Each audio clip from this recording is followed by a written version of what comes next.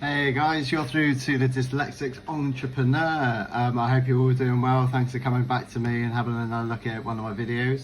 My video today is about invoicing, kind of specifically for dyslexic people, but just for anyone who hasn't got a fucking clue about invoicing. Because when I started out, like looking back at my invoices, they were an absolute joke. Like they were just shambolic. So yeah, they're just I just wanted to give some people a bit of advice to avoid the embarrassment that I had to go through. So first things first, what I'm going to say, give you a massive tip on doing is numbering your invoices. I know it sounds really simple, and it sounds really simple to me now, but when I first started out, I just wrote like the name of the customer and the job, and like we were doing, and we still are doing, a lot of jobs for a property agency. So I might go to the same property 5 times. So they'd be like, well, like say like an invoice didn't get paid. They'd be like, well, which one didn't get paid? And I'd be like, oh, well, I'm not quite sure. So always label the invoices. The invoice app I'm going to go through with you is really good for that. But I just keep on the ball with the numbering. The app I'm going to show you today is called Bookkeepee. It's like an invoicing app. It's super easy to use. I use it for both my businesses, and it's just like, it works perfectly. It's really dyslexic friendly as well. You can make a super professional invoice, and really cheaply. It's free. So I'm just going to jump straight into to how to use it. What I would recommend, which we do on our invoices, is there's like a note section at the bottom, and you can put something like quite polite in there. So on ours it reads like, at Pine Tree Carpenters, we value you as a customer and we hope to see you again in the future. If there's any issues with the work we've carried out, please let us know and we'll be around as soon as possible to rectify the issue. Just something along those lines, just kind of, it seems to just go down well with people who look at the bill, because they kind of look at the bill, and then like, because of the nature of work we're in, the bills are quite high, and it kind of just softens that blow, and they're kind of like, oh, these are nice guys, like we'll pay them, like we'll happily pay them. So yeah, I'm just going to go through the process. Like my cameraing is like properly crap, so I'm just going to like show you how. So I'm going to turn the camera around, and then I'm going to show you how to make an invoice. So essentially what you do is you open up Invoicey. Bear with me 2 seconds. So this is it. So Invoicey looks like that. Invoice looks like that. It's by a company called Bookkeepee. As you'll see, Bookkeepee.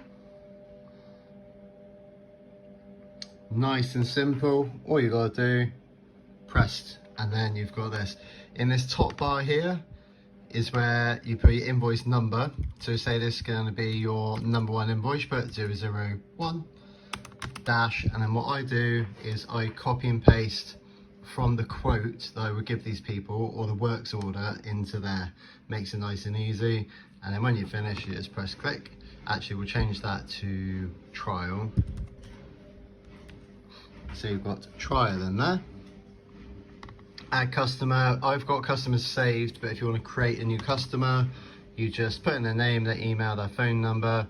You can put your VAT registration number if you're VAT registered. Obviously, if you're starting out, you won't be VAT registered. That's a whole nother topic for us to discuss, so don't get VAT registered straight away. So that's your customers. And then what you're going to do is go down to items. I've got an item saved that just says work carried out. So click into work carried out, and then fill in this description bit. What I tend to do is copy and paste the quote into it that I've given them, and then I will like put a little dash, and then a little bit of like a description of the work that's carried out. Here's an example of one I've done. I tried to cross out people's like details, but that's one of like the work orders we got, that it was like to do with like a blind. That was like the issue description that we got through from the company, and then that's the work carried out, and it just makes it very easy. So it's like very plain, like that's what they asked you to do, that's what you've done, end of. So you put in your description, you've done that, you press save, you then go back, you can add more items. If you've done like work carried out and then you want to do something separate, let's say like you fix somebody's door and then like you wanted to, I don't know, clean their gutters or wash the car or whatever, you just go add item and then another item will come up for you to fill out. So if we went add item, it's quite easy. We could just go create new item and then name it, the price of it, don't worry about the VAT stuff, and then the description of the item, but we won't do that. And then this is what I was talking about, the note. We just kind of say thank you for people and that they like, we hope that they get a good service from us. The best bit about it, say press save or customer required. I'll just put in like one of our customers in the moment, hopefully you won't see the details. So you just go save, and then yeah, it just kind of comes up with a very, very professional looking, I've actually taken off our logo just to prove to you that it still looks professional regardless, because usually our logo is there and it looks quite cool, but I've taken it off just because it looks good anyway. Like you've got like a nice, invoice there. And then what I do, so this is where it comes back into being dyslexic, right? So I'm going to turn around the camera. So you go print. Give me a second, guys. Right, and then you select the printer and you press print, okay? And magically, like Blue Peter did one of these earlier. So what I do is I get a works order through from the company that I'm working for. Like I said, if for you, it might be a quote that you give someone. So you get that, and what I do is I get the invoice that I have sent them, and it's usually like, as a standard, 30 days is acceptable. Some people say 7 days, some people say 5 days. Depends what industry you're in. Like we work to about a 30-day, with the property maintenance business, it works about a 30-day. Anything over 30-day when I'm not uber happy with, but 30 days roughly. So if you see, it's kind of got that up in the corner there, like so when it's due. So what I do now, this is the genius bit. So I don't know if you guys know this or like feel this about like when you're dyslexic, like things on computers, I know they're real, but they don't feel like, they're not tangible things you can pick up and move. Do you know what I mean? So I really struggle with my dyslexia, with everything being on there. It seems to give my brain quite confused, and like I don't like it that much. So what I do is I print out the old-fashioned copy. You can pick up a printer for like 50 quid. And they're not that expensive to run. A couple of reels of paper and you're cool. But the best bit is this. So unpaid invoices, pretty straightforward. You're not gonna get that mixed up with anything. And all it is a concertina file. It's just a big old file like that, right? So this one is due in August 25th. So I just take it to August, January, February, March, April, May, June, July, August, one with all the big piles. So what I tend to do weekly on a Monday is go through, like I've got a load due in August, okay? So what I tend to do on a Monday is go through, because some of them are due at the beginning of August, some of them are due at the end of August, mid-August, whatever. So I go through, I pick out, I then check on my bank account. I also get a separate message from the company saying they paid me, but I also check my bank account. Always check your bank account.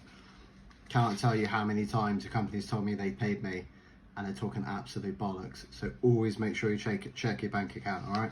So I basically would take this back out, I'd log into my bank account, I would then make sure that the £70 has gone in, and then what I would do, I won't do it now, but I'll find one I've done before, is, you're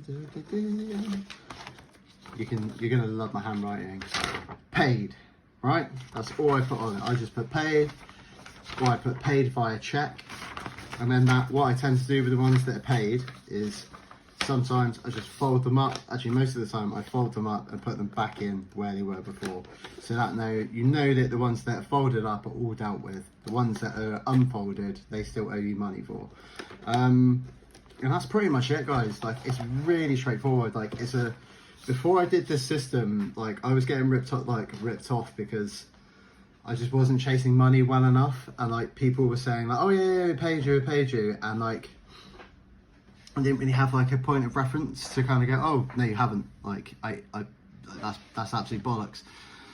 And I don't know, again, I don't know how you guys feel as dyslexics, or even just like young entrepreneurs who are getting their head around the game of invoicing, because it's quite a new thing if you haven't done it.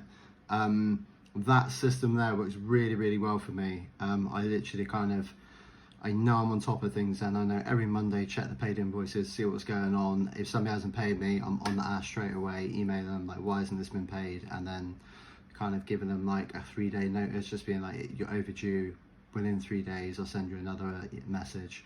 And then the messages get continuously a bit more shittier as they go. Probably shouldn't have said that, but you know what I mean, like, they get a little bit more like, guys, please, it's overdue, please can you pay this bill so we can crack on. It's not got to, it's going to be it's been very close to the point where I've never done work for people again because they haven't paid for long periods of time. But yeah, that's basically my that's kind of my tips for invoicing, especially if you're dyslexic. It does work if you're not dyslexic. It keeps it very, very simple. So even if you're just starting off in a game, you're just starting off like a side hustle or something, really simple. I'll put in a link into the description where to get the concertina from. That's on Amazon. I'll put a link in to download invoice from Bookkeepee. And yeah, I've been the Dyslexic Entrepreneur. I hope you've really enjoyed my videos. Please like and subscribe, and hopefully I'll see you guys next time. Like, I'm just trying to drop a little bit of knowledge of all of the stuff that I had to learn the hard way, so other people don't have to learn and look like fucking idiots like I did when I was like turning up to like proper business meetings with like stacks of invoices that weren't even like numbered, and I just looked like a joke. So yeah, I hope you guys are cool, and yeah, I'll see you in a week's time.